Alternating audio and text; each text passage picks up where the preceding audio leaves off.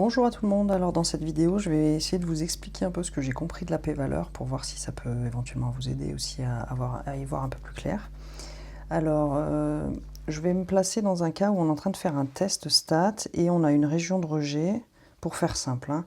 Je vais me dire on va à une région de rejet qui a une tête avec un truc plus grand. Donc t plus grand que z, ou t plus grand que valeur, ou valeur absolue de t plus grand que z, ou ce que vous voulez.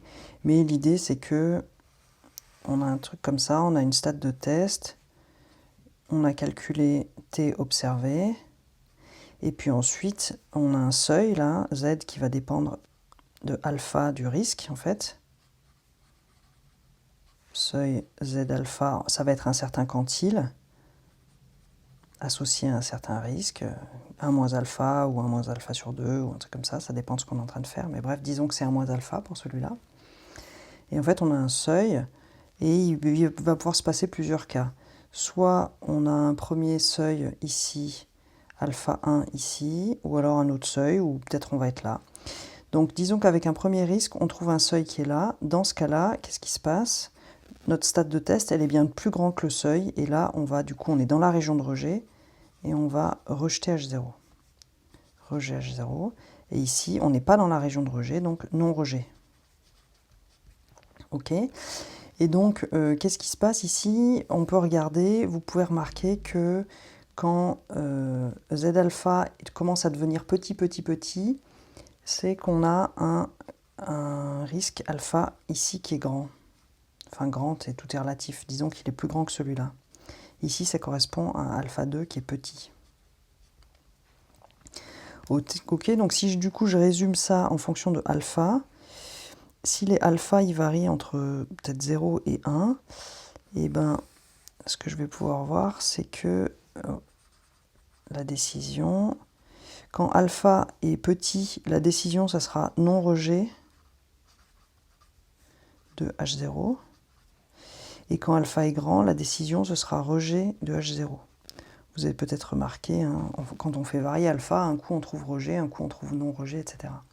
Ben, en fait, ce qu'on appelle la p-valeur, c'est le alpha étoile qui est pile la frontière entre ces deux machins-là, qui est le moment où on va passer du non-rejet au rejet.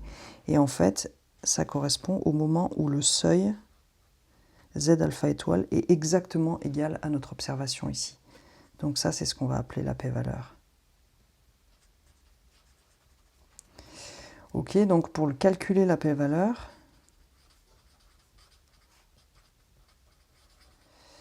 ben c'est comme un test, mais ça va être une lecture de table à l'envers si vous voulez. On va dire t égale Z alpha étoile. Ça, c'est quelque chose qu'on peut calculer. Et du coup, on en déduit ce truc-là, ça c'est un certain quantile. Donc du coup, on va connaître cette valeur-là, et grâce au quantile, en faisant une lecture de table à l'envers, on pourra calculer alpha étoile grâce à une lecture de table. Ok, parce que si le quantile, c'est en gros la proba que t plus grand que z, alpha étoile est exactement égal à 1 moins alpha étoile, et bien du coup je vais prendre que ce truc là ça vaut exactement le seuil, donc ça va être la proba que t est plus grand que t ops, qui vaut 1 moins alpha étoile. Ça sera connu, donc si je lis dans la table, ça fera t plus petit que t ops, je passe au complémentaire, ça fera alpha étoile, et donc je vais aller lire directement, je connais t ops, donc ça sera mon U dans la table, et j'en déduirai la proba alpha étoile. Et donc je vais pouvoir en déduire, calculer exactement le alpha étoile. Ok, donc du coup, en faisant une lecture de table, tout ce qu'il faut et tout ça, on arrive à calculer le alpha étoile grâce aux observations. C'est justement celui qui permet d'avoir le seuil égal aux observations, c'est ça qu'on appelle la p-valeur.